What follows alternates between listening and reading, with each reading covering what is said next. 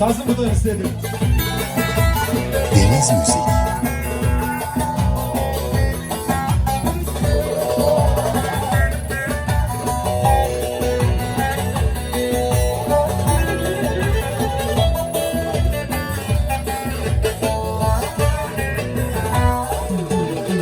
Bizi ayrı koyan dilerim gülmez. Asırlar geçse de bu yürek gülmez. Bizi ayrı koyan dilerim gülmez. Asırlar geçse de şu yürek gülmez. İçimde sızınsın kimseyle gülmez.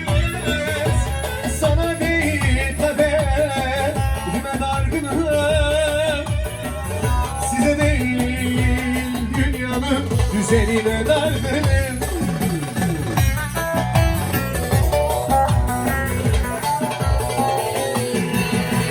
Her gece isyanım dilden aramsın. Biliyorum helal değil haramsın. Yüreğimde kapar bayan yaramsın. Sana değil kaderime dargınım ve argınım vaydayım. Çok güzel türkülerle.